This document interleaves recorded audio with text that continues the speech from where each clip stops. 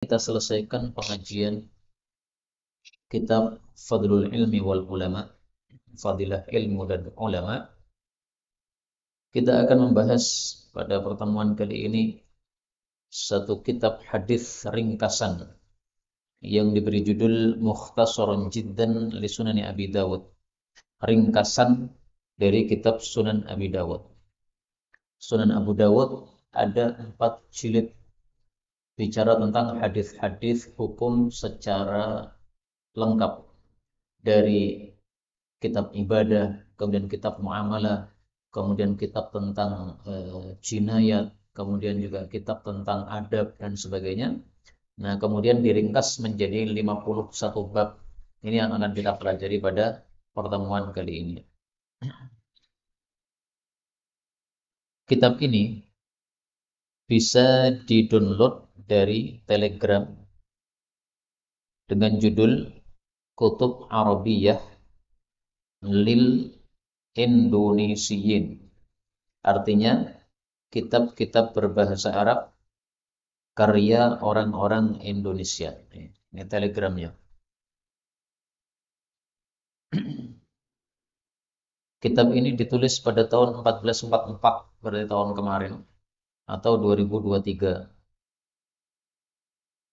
Bismillahirrahmanirrahim.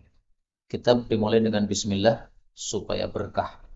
Sebagaimana kalam Allah dalam surat Ar-Rahman, Tabarakasmu rabbika dzil jalali wal ikram. Maha berkah nama pemeliharamu yang memiliki keagungan dan kemuliaan.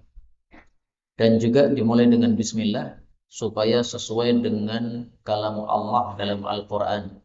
Allah memulai kitabnya Al-Quran dengan bismillahirrahmanirrahim. Dimulai dengan bismillah juga supaya sesuai dengan surat-surat yang ditulis oleh Nabi Muhammad SAW. Beliau kalau menulis surat, maka selalu dimulai dengan bismillahirrahmanirrahim. Nah, maka kita mulai juga dengan bismillahirrahmanirrahim.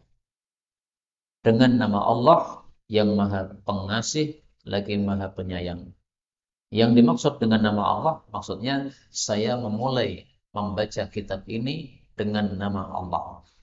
Yang dimaksud Ar-Rahman, maha pengasih, maksudnya adalah zat yang mengasihi semua makhluknya. Mau kafir, mau muslim, semuanya dikasihi oleh Allah, dengan bukti semuanya dikasih rezeki oleh Allah. Ar-Rahim, zat yang maha penyayang, maksudnya penyayang khusus untuk orang-orang beriman saja. Orang-orang yang tidak beriman tidak mendapatkan kasih sayang dari Allah Subhanahu wa taala, yaitu besok di akhirat. Kemudian kitab ini dimulai dengan kitab Taharah, kitab tentang bersuci. Kenapa? Karena manusia diciptakan oleh Allah Subhanahu wa taala semata-mata untuk ibadah. Ibadah yang paling penting adalah salat. Salat tidak diterima kecuali harus suci. Maka dimulai dengan kitab bersuci. Anil Mughirah bin Syu'bah, dari Mughirah bin Syu'bah, anna nabiyya, bahwasanya Nabi sallallahu alaihi wasallam, kana adalah idza dhahabal madhhaba, apabila pergi ke tempat buang hajat, ab'ada, beliau menjauhkan, beliau pergi sangat jauh. Kaum muslimin rahimani wa rahimakumullah, hadis ini bicara tentang adab buang hajat. Dulu di masa Nabi, buang hajat belum ada WC di rumah. Maka kalau buang hajat harus pergi jauh ke padang pasir. Kalau sudah ada tempat yang sepi, tidak ada orang, nah baru dodok di situ, kemudian mohon maaf, BAB di situ. Setelah orang-orang Arab mengetahui bagaimana cara membuat kakus di dalam rumah masing-masing, maka kemudian mereka pun sudah tidak melakukan adat ini, yaitu pergi dari rumah menuju ke padang pasir untuk buang hajat. Meskipun hadis ini sudah tidak berlaku karena orang-orang sudah punya kakus di rumah masing-masing, tapi masih ada manfaatnya hadis ini kita pelajari. Yaitu pada kata-kata ab'ada. Beliau pergi jauh. Kenapa sebelum buang hajat pergi jauh dulu? Tujuannya apa? Tujuannya dua. Satu, supaya tidak ada bau yang tidak enak tercium oleh seseorang sehingga akan mengganggu. Yang kedua, supaya tidak ada suara ketika buang hajat yang terdengar oleh manusia. Karena buang hajat kadang-kadang keluar suara kan.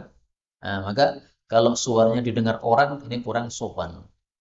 Kemudian baunya menyengat, nggak enak. Nah, supaya baunya tidak mengganggu orang, maka pergi jauh.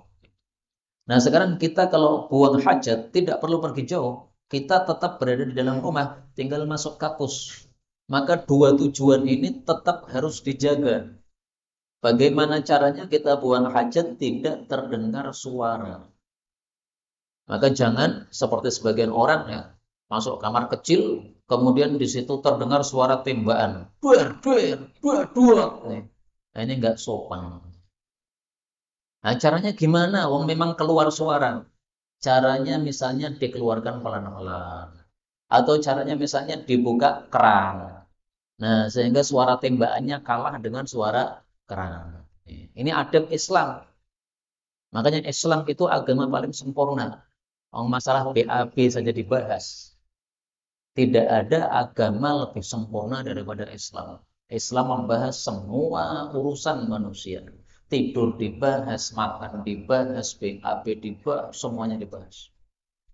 Terus juga yang kedua, jangan dibiarkan bau tercium dari luar kamar kecil. Orang lewat kamar kecil membau-bau yang gak enak.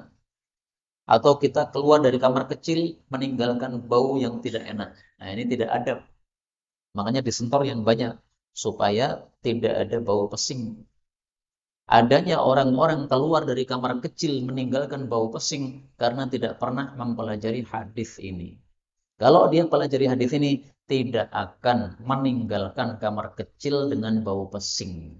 Karena tahu bahwasanya Islam mengajarkan bahwasanya adab meninggalkan kamar kecil, jangan meninggalkan bau sehingga akan mengganggu terhadap umat Islam. Sebagian toilet ditulisi dilarang merokok. Ini saya cocok. Kenapa? Sebagian orang itu tidak suka bau rokok. Sehingga kalau seseorang nongkrong di atas kamar kecilnya dia sambil merokok, sambil santai sambil merokok, nah, nanti ketika dia keluar, otomatis orang berikutnya ketika masuk kamar kecil akan membau bau rokok tadi, mengganggu. Ya, kalau rokok itu baunya wangi, sehingga tidak ada yang terganggu. Rokok itu kan baunya tidak wangi, dan tidak semua orang bisa membau bau rokok.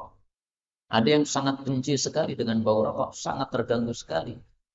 Nah, sehingga kalau kamar kecilnya kamar kecil umum seperti milik masjid begini, ini pantas seandainya seseorang yang biasa merokok masuk tidak bawa rokoknya. Rokoknya dimatikan, dimasukkan dalam apa?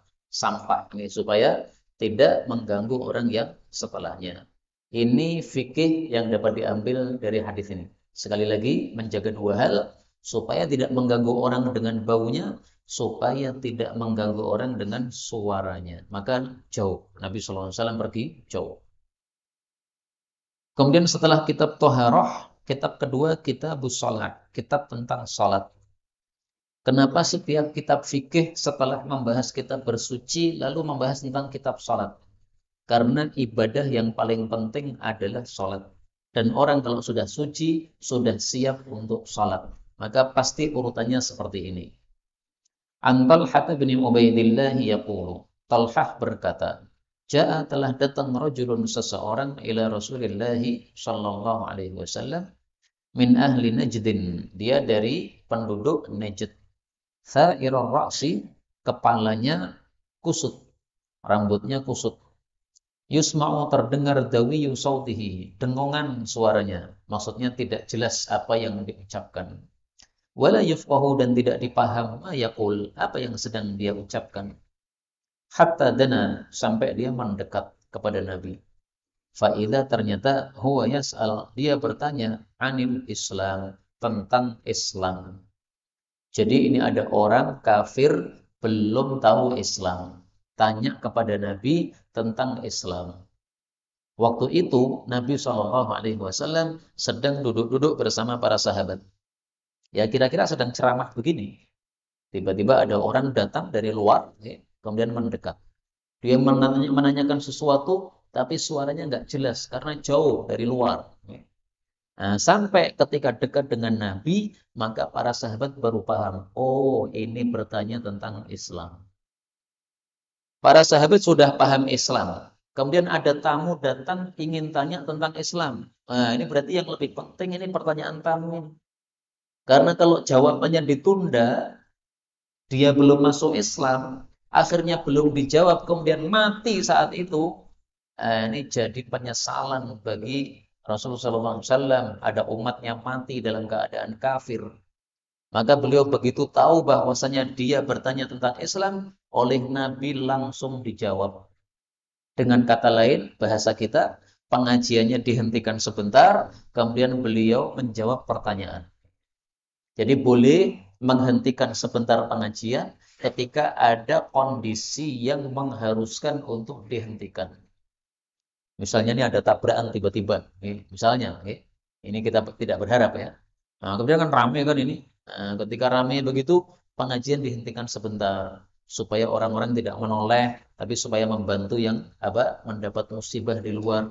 Nah, kalau sudah selesai masalah, baru kemudian lanjutkan pengajian. Atau pas pengajian segini tiba-tiba ada yang jatuh, geledak, ternyata wafat dalam pengajian. Nah, maka supaya tidak mengganggu yang lain, maka ini orang yang jatuh diselamatkan dulu. Barangkali wafat, barangkali pingsan. Kalau sudah diselamatkan, nah silahkan pengajiannya dilanjutkan. Faqala Rasulullah sallallahu alaihi wasallam, maka Rasulullah bersabda, Islam adalah khamsu salawatin, 5 kali salat fil yaumi wal lailah, dalam sehari semalam. Kenapa beliau menjelaskan tentang sholat 5 waktu? Kok tidak menjelaskan tentang syahadatain? Nah, bisa jadi ini hadisnya ringkasan. Rasulullah ditanya, Islam itu apa? Nah, diringkas oleh perawi hadis. Ya, Islam itu pertama syahadatain. Setelah dia mengucapkan syahadatain, lalu dijelaskan tentang apa? Sholat. Atau bisa jadi ini yang datang ini bukan orang kafir, tapi dia orang sudah muslim, cuma belum paham apa kewajiban setelah jadi Islam. Dengan kata lain, KTP-nya sudah Islam, tapi dia belum paham apa yang harus dilakukan setelah saya masuk Islam. Nah, maka karena dia sudah syahadatain, otomatis yang disampaikan oleh Nabi langsung 5 kali salawat, 5 kali sholat dalam sehari semalam. Qala, dia bertanya, hal ghairuhun? Apakah ada kewajiban selain 5 itu? Qala, beliau mengatakan, la, tidak ada salat yang wajib illa an tatawwa', kecuali kalau kamu salat sunnah. Inilah hadis yang menunjukkan bahwa salat yang fardu ain itu cuma 5. Selain dari 5 salat ini adalah ada kalanya salat sunnah, ada kalanya fardu kifayah. Misalnya salat jenazah, apa hukumnya? Fardu, tapi fardu kifayah. Ada orang mati di sini, di kampung ini. Seandainya bapak-bapak yang pengajian ini sudah mensolatkan, kemudian yang lain yang tidak pengajian itu tidak mensolatkan, nah itu dosa sudah tidak ada bagi mereka. Tapi kalau sekampung ini tidak ada yang sholat, nah dosa ditanggung semua. Maka kalau ada jenazah, wajib harus ada yang mensolatkan. Tapi kalau sholat 5 waktu, ini setiap orang muslim wajib melakukannya. Tidak boleh dikorupsi. Saya sholatnya 3 kali saja. Oh, nggak bisa. Harus 5. Kalau dikorupsi, maka sama dengan dia pengen masuk surga, tapi dia punya kunci, kuncinya tidak ada gigi-giginya, maka tidak bisa untuk membuka pintu surga. Karena itulah berdasarkan hadis ini, mayoritas para ulama mengatakan, sholat Idul Fitri, sholat Idul Adha, hukumnya sunnah, tidak wajib. Karena Rasulullah katakan, yang wajib cuma 5.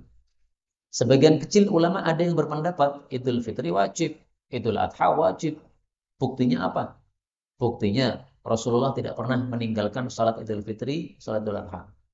Buktinya lagi, ketika sholat Idul Fitri bertepatan dengan hari Jumat, maka kalau sudah sholat Id, boleh tidak sholat Jumat. Sesuatu yang menggugurkan yang wajib berarti dia wajib. Nah, itu pendapat sebagian kecil ulama. Tapi kalau mayoritas ulama berpendapat sholat id sunnah. Kenapa? Karena Rasulullah mengatakan di sini tatawwa. Kamu sholat sunnah selain dari sholat 5 waktu. Qala wa dzakara lahu Rasulullah sallallahu alaihi wasallam. Lalu Rasulullah menyebutkan siyama syahri Ramadan, puasa bulan Ramadan. Qala, dia bertanya, hal alayya ghairu? Apakah ada kewajiban bagi saya selain puasa Ramadan? Qala, beliau menjawab, la, tidak ada, illa an tatawwa, kecuali kalau kamu puasa sunnah. Nah, dari sini kita ketahui bahwa puasa yang wajib maksudnya adalah fardu ain, itu cuma puasa Ramadan. Apakah ada puasa yang wajib selain puasa Ramadan? Ada, tapi tidak fardu ain. Misalnya apa? Puasa gara-gara nadar. Saya kalau sembuh saya puasa, wajib puasa. Tapi apakah fardu ain? Tidak. Wajib bagi yang bernadar saja. Kita sebagai saudaranya tidak wajib berpuasa. Apalagi kafarah misalnya. Orang menabrak, kemudian yang ditabrak sampai mati. Ini berarti membunuh tanpa sengaja. Nah, salah satu bentuk kafarahnya ada itu puasa, ya kan? Melanggar sumpah, sudah bersumpah kemudian melanggar. Ada kan itu kafarahnya puasa. Nah, itu berarti puasa yang wajib. Ya. Tapi wajibnya apa? Fardu untuk yang melakukan saja, tidak fardu ain. Qala wa dzakara lahu Rasulullah sallallahu alaihi wasallam as-shadaqah. Lalu Nabi menyebutkan zakat. Qala, dia bertanya, hal alayya ghairuha? Apakah ada kewajiban zakat selain itu? Qala, dia mengatakan, la, tidak ada, illa an tatawwa, kecuali kalau kamu zakat sukarela atau sedekah yang sunnah. Ringkasnya, zakat yang wajib itu ada dua. Satu, zakat mal, zakat harta. Ini khusus orang-orang yang hartanya sudah mencapai nisab. Kalau uang itu sekitar 75 juta, itu sudah mencapai nisab. Dan sudah berlangsung selama 1 tahun, 75 juta itu. Nah, ini baru apa? Mendapatkan kewajiban untuk zakat. Yang kedua, orang yang wajib zakat fitrah. Kalau ini semua umat Islam. Nggak terkecuali laki, perempuan, anak, atau bapak, besar atau kecil, dewasa atau muda, semuanya kena. Fa'adbara rajul, lalu orang itu pun pergi, wa huwa yaqul, mengatakan, wallahi demi Allah, la azidu ala hadha, saya tidak akan menambah atas kewajiban-kewajiban ini tadi, wala anqus, tapi saya juga tidak akan mengurangi. Faqala Rasulullah sallallahu alaihi wasallam, maka Rasulullah bersabda, aflaha, dia beruntung, in sadaqa, kalau dia jujur, yaitu melakukan kewajiban 3 tadi. Kewajiban 5 waktu, salat 5 waktu, kewajiban puasa Ramadan, kewajiban zakat yang mencakup zakat mal dan zakat fitrah. Muncul pertanyaan, mana haji kok enggak dilakukan? Maka jawabnya adalah ini terjadinya di awal-awal Islam sebelum diwajibkan ibadah haji. Makanya Nabi mengatakan dia beruntung kalau dia jujur, yaitu melakukan 3 kewajiban ini. Haji nggak dilakukan, memang belum wajib. Haji kan wajibnya itu tahun 9 Hijriah, berarti 2 tahun sebelum Nabi wafat. Nabi wafat tahun 11 Hijriah. Kewajiban haji tahun 9 Hijriah. Lalu dilakukan oleh Nabi pada tahun 10 Hijriah. Ini kejadiannya di awal-awal Islam. Sehingga dia belum terkena kewajiban haji. Karena itu tidak boleh berdasarkan hadis ini. Kemudian kita ngarang-ngarang sendiri mengatakan ternyata Islam itu kewajibannya cuma 3. Rukun Islam cuma 3. Ini ngawur. Rukun Islam tidak berubah, tetap 5. Syahadatain, salat, puasa, zakat, haji. Syahadatain di sini nggak disebutkan karena bisa jadi dia sudah Islam atau bisa jadi hadisnya diringkas. Haji di sini tidak disebutkan karena haji belum diwajibkan. Kemudian jangan disalahpahami juga, oh berarti yang lain tidak ada yang wajib. Bukan begitu. Yang wajib banyak, tetapi yang inti 5 ini. Misalnya, birrul walidain, wajib. Berkata jujur, wajib. Menolong orang yang membutuhkan pertolongan dan kita mampu, wajib. Menolong orang yang terzolimi supaya dia tidak terzolimi, wajib. Banyak kewajiban. Tetapi bukan inti-inti dari kewajiban Islam. Kalau intinya 5 ini. Sehingga 5 ini disebut sebagai pondasi Islam atau sebagai rukun-rukun Islam. Yang lain-lainnya juga kewajiban-kewajiban, tapi istilahnya bukan rukun Islam, karena kewajibannya adalah di bawahnya kewajiban-kewajiban yang inti tersebut. Kemudian kaum muslimin rahimani wa rahimakumullah, dari hadis ini kita ambil pelajaran bahwa pertanyaan itu adalah sangat bermanfaat. Gara-gara ini ada orang bertanya, kita jadi paham banyak ilmu. Ternyata salat yang wajib cuma 5. Ternyata puasa yang wajib cuma Ramadan. Ternyata zakat yang wajib cuma zakat mal sama zakat fitrah. Yang lainnya adalah sedekah sunnah. Coba tidak ada pertanyaan ini, kita tidak akan mendapatkan paham seperti itu. Sehingga pertanyaan ini fungsinya sangat besar. Menyebabkan orang yang bertanya paham, menyebabkan orang yang menjawab dapat pahala, menyebabkan orang yang lain-lain juga mendapatkan manfaat dari pertanyaan tersebut. Karena itu para ulama katakan ketika ada pertanyaan, yang dapat pahala adalah si penanya, juga yang menjawab, juga yang mendengarkan, juga yang menyukai mereka. Karena itu kalau bisa jadilah penanya atau penjawab. Kalau tidak bertanya dan tidak menjawab, jadilah apa? Pendengar yang baik. Dengarkan pertanyaannya. Kalau perlu ditulis, kalau ilmunya baru. Pertanyaannya penting nih. Dulu Syekh Utsaimin pernah ditanya, wahai Syekh, kenapa Allah mengatakan as-sam'a wal absar? Sam'a mufrad, absar jamak. Nah, ini pertanyaan penting, ditulis oleh murid-muridnya. Begitu pertanyaan sudah ditulis, mereka sudah ingin menulis jawabannya dari Syekh Utsaimin. Ternyata beliau mengatakan, saya tidak tahu. Maka semua pena menulis, saya tidak tahu.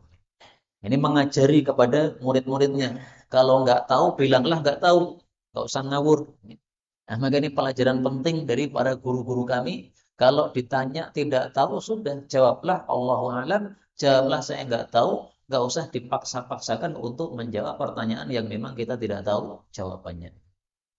Pelajaran yang kedua dari hadis ini, kita ambil pelajaran bahwa seandainya seseorang itu hidup tanpa melakukan amalan sunnah, itu sudah bisa masuk surga. Karena di sini dikatakan la azid. Saya tidak akan nambah. Berarti amalannya cuma yang wajib tok. Dia tidak melakukan amalan sunnah. Itu oleh Nabi dikatakan aflaha, beruntung. Beruntung artinya masuk surga. Berarti kalau kita tidak pernah melakukan amalan sunnah seumur hidup, maka masih bisa masuk surga. Tapi kira-kira kita itu pilih surga bawah apa surga atas gitu aja. Kalau pengen surga bawah, ya silahkan. Cuma melakukan yang wajib, yang sunnah, belas atau dilakoni. Tapi kalau pengen surga yang tingkatnya atas, nah, maka selain yang wajib-wajib kita lakukan, mari kita perbanyak yang sunnah-sunnah. Sedekah sunnah dilakukan, sholat duha dilakukan, sholat tahajud dilakukan, sholat qobliyah ba'diyah dilakukan, puasa sunnah Senin Kemis atau yang lainnya dilakukan. Nah, ini supaya kita derajatnya di hadapan Allah Subhanahu wa taala jadi tinggi. Ingat kalam Allah dalam Al-Qur'an. Walikullin darajatum mimma 'amilu. Walikullin, dan masing-masing orang mendapatkan darajatun, derajat-derajat mimma 'amilu, dari amal masing-masing. Surat Al-An'am ayat 132. Amalnya sedikit derajatnya bawah, amal banyak derajatnya atas. Bab berikutnya abwabis sufuf. Monggo.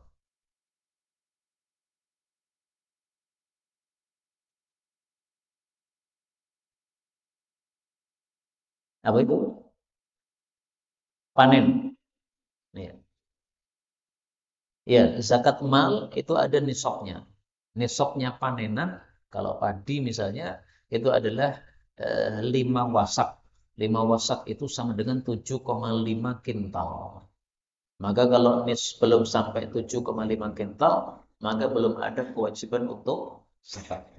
Kalau sudah sampai 7,5 kintal, maka dizakati bisa 5%, bisa 10%, tergantung pengairannya. Pengairan dari hujan atau dari sungai, maka zakatnya 10%.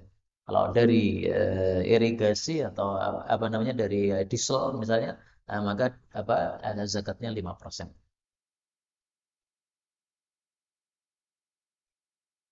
Meskipun sewa, sama saja.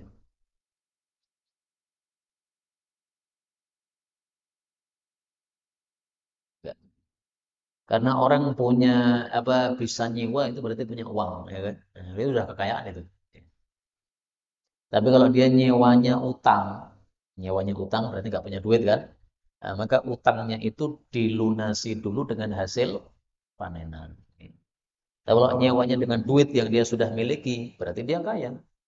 Orang nggak kaya nggak mungkin bisa nyewa, gitu. Nah, punya duit bisa nyewa, nah itu berarti kaya dia. Maka itu nggak dihitung. Ada lagi Pak tadi? Betul. Oh, kita lanjutkan ya. Bab tentang soft salat. An Jabir bin Samurah radhiyallahu anhu qala Rasulullah sallallahu alaihi wasallam, ala tasufun, tidakkah kalian berbaris kama tasuful malaikah, sebagaimana malaikat berbaris inda rabbihim, di hadapan Allah azza wa jalla, jalla wa azza. Jadi boleh dibalik ya, azza wa jalla boleh, jalla wa azza juga boleh. Jalla itu mulia, azza itu gagah, maha mulia dan maha gagah. Qulna, kami bertanya, wa kaifa, dan bagaimana tasufful malaika, para malaikat berbaris inda rabbihim, di hadapan pemelihara mereka, di hadapan Allah. Qala, beliau menjawab, yutimmuna, mereka sempurnakan as-sufufal muqaddamah, saf-saf yang depan, wa yatarasuna, dan mereka saling rapat fis sofi, di dalam berbaris tersebut. Hadis ini menunjukkan dua hal. Pertama, fadilah umat Nabi Muhammad SAW. Umat Nabi Muhammad kalau sholat itu berbaris, seperti ketika malaikat menghadap Allah dengan berbaris. Ini fadilah besar umat Nabi Muhammad SAW. Diserupakan oleh Allah dalam bab sholat dengan para malaikat yang sedang ibadah kepada Allah Subhanahu wa Ta'ala. Yang kedua, hadis ini menunjukkan kalau kita sholat jamaah, maka hendaklah barisan itu melakukan dua hal. Satu, yutimun, disempurnakan shaf yang depan. Artinya shaf depan dipenuhi dulu. Jangan mulai shaf kedua kecuali shaf satu sudah penuh. Jangan mulai shaf ketiga kecuali shaf dua sudah penuh. Nggak boleh mulai shaf kedua padahal shaf satu belum penuh, nggak boleh. Meskipun tinggal satu orang, tetap penuhi satu orang. Tidak boleh satu dikosongi, kemudian mulai nomor shaf yang kedua. Kalau shafnya terlalu kecil, sehingga kalau kita masuk tidak cukup, malah mendesak-desak kepada orang, memaksakan, maka hendaklah yang disuruh mengisi itu anak kecil, yang cukup untuk dia. Shaf pertama ini kan semestinya untuk orang-orang dewasa kan, anak kecil itu di belakang aja. Tapi ketika di depan itu ada tempat yang kosong, kecil sedikit, maka hendaklah anak kecil dimajukan di situ, nggak apa-apa. Karena kalau digunakan untuk orang besar, nanti malah mendesak kepada sebelahnya, menyebabkan ketidakkhusyuan. Yang kedua, selain menyempurnakan shaf yang depan, adalah yatarasun, merapatkan. Nah, rapat ini sudah dijelaskan berkali-kali, yang dirapatkan atas sama bawah. Atas itu pundaknya menempel dengan pundak sebelahnya, bawah itu telapak kakinya menempel dengan telapak kaki sebelahnya. Jadi yang ditempelkan cuma telapak kaki. Tidak harus lututnya nempel, nggak harus. Lutut sama lutut nempel susah loh, Pak. Mata kaki sama mata kaki nempel, susah, nggak harus. Yang penting telapak kakinya udah nempel. Tek. Kemudian pundaknya sudah nempel. Nah, supaya ini bisa nempel dua-duanya gimana? Berdirinya hendaklah sesuai dengan postur tubuh. Postur tubuhnya kecil seperti saya, berdirinya jangan terlalu besar. Kalau terlalu besar, nanti yang nempel kakinya, tapi pundaknya nggak nempel. Sebaliknya yang postur tubuhnya gede, jangan berdirinya kecil-kecil. Kalau berdirinya kecil, nanti kasihan yang sebelahnya. Kakinya nempel, tapi suninya kedesok. Wah, susah sekali. Kenapa? Karena dia berdirinya terlalu kecil. Maka berdirilah sesuai dengan postur tubuhnya. Berapa lebar tubuhnya, itulah lebar kakinya. Ya, berarti apa? Lurus. Jadi kayak kotak ditaruh, nah, maka akan nempel dengan kotak sebelahnya. Nempel dengan kotak sebelahnya begitu. Bayangkan seperti botol nih, Pak. Ini botol, bodi atas sama bawah sama kan? Nah, ketika ditempelkan botol dengan botol, akan nempel ini atasnya dengan atas, bawah dengan bawah. Kenapa? Karena lurus. Nah, manusia kayak begini nih maksudnya. Tapi saya jujur ya, ini masalah khilafiyah. Apa sih hukumnya merapatkan soft? Sebagian ulama mengatakan sunnah, tidak wajib. Sebagian mengatakan wajib. Tetapi saya ingin tegaskan, pendapat yang mengatakan wajib lebih kuat dan lebih bagus. Kenapa? Karena Rasulullah katakan, kalau tidak rapat dimasuki oleh setan. Nah, berarti kita membiarkan setan masuk, padahal setan itu adalah musuh kita. Dan kita disuruh oleh Allah untuk menjadikan musuh sebagai musuh. Fattakhiduhu aduwa. Surat Fatir ayat 6. Inna syaitana, sesungguhnya setan itu lakum aduwun, adalah musuh bagi kalian. Fattakhiduhu aduwa. Jadikan sebagai musuh. Musuh dipersilahkan. Itu berarti nggak menjadikan sebagai musuh. Nih. Kalau kita nggak rapat, itu sama dengan mempersilahkan. Monggo Pak Setan, monggo, monggo. Nih. Nah, setan kok dimangga. Setan diusir pergi sana. Nah, supaya terusir gimana? Rapatkan. Ada satu lagi kewajiban soft yang tidak disebutkan dalam hadis ini, yaitu apa? Lurus. Nah, ini semua orang udah paham. Ini buktinya sudah ada garis soft. Tujuannya apa? Supaya lurus. Maka ringkasnya kewajiban sholat berjamaah dalam bab soft ada 3. 1, penuhi yang depan. Jangan mulai belakang kecuali depan sudah penuh. 2, rapatkan. 3, luruskan. Nah, hadis ini membicarakan 2 hal. 1 hal lagi dibicarakan dalam hadis yang lain. Umar bin Khattab radhiyallahu anhu, saking detilnya di dalam meluruskan shaf, di dalam sejarah disebutkan dia bawa pedang. Cara meluruskan shaf gimana? Digaris, pakai pedang. Sehingga kalau ada yang kakinya mundur, kena pedang, jos. Maka nggak ada yang berani apa? Mundur-mundur, nanti kena pedangnya Sayyidina Umar. Wallahu a'lam. Ini cerita benar atau tidak, tapi populer di dalam sejarah seperti itu. Demikian juga Sayyidina Umar tidak akan memulai Allahu Akbar kecuali petugas shaf sudah melaporkan. Semua sudah lurus. Nah, begitu petugas shaf sudah melapor begitu, beliau baru Allahu Akbar. Kenapa ada yang melaporkan? Karena shafnya sangat banyak. Kalau beliau harus memperhatikan satu, randang-dang sholat. Beliau berdiri aja di depan, kemudian petugas-petugas itu di belakangnya itu yang mengatur. Nah, begitu yang diatur sudah selesai, petugas-petugas mengatakan, sampun Sayyidina Umar. Nah, setelah sampun baru, wow. Ini saking perhatiannya terhadap lurusnya shaf. Saya jujur lagi, lurusnya shaf ini juga diperselisihkan ulama. Ada yang mengatakan sunnah, ada yang mengatakan wajib. Tapi yang mengatakan wajib pendapatnya lebih kuat dan lebih bagus. Kenapa? Karena Rasulullah mengancam. Kalau shafnya tidak lurus, maka hatinya juga tidak akan lurus alias saling berselisih di antara kaum muslimin. Maka umat Islam gampang diadu, gampang padu, gampang bermasalah, gampang tabrakan satu dengan yang lain gara-gara beda pendapat sedikit.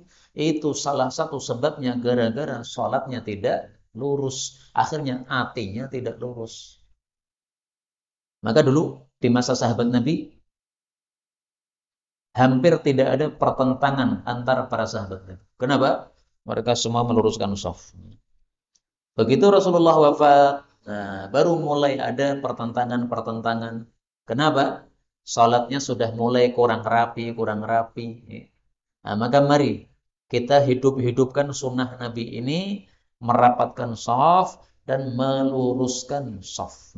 Cara meluruskan, dilihat bagian belakang dari kaki, bukan bagian depan dari kaki. Bagian tumit ini yang dilihat, bukan bagian jari. Kenapa? Karena telapak kaki ada yang panjang, ada yang pendek. Kalau diluruskan bagian depan, nanti maju mundur. Kalau diluruskan bagian belakang ini sejajar dengan postur tubuh. Nah, kalau belakangnya lurus, otomatis tubuhnya juga ikut lurus. Demikian, kaum muslimin rahimani wa rahimakumullah, 3 hadis yang dapat kita pelajari pada pertemuan kali ini. Saya ulang lagi, pembahasan pertama tentang bersuci, bahwasanya ada adabnya untuk menjaga jangan mengganggu dengan suara maupun bau. Yang kedua tentang salat, yang wajib hanya 5 waktu, yang fardu ain, yang lainnya hanya sunnah atau fardu kifayah.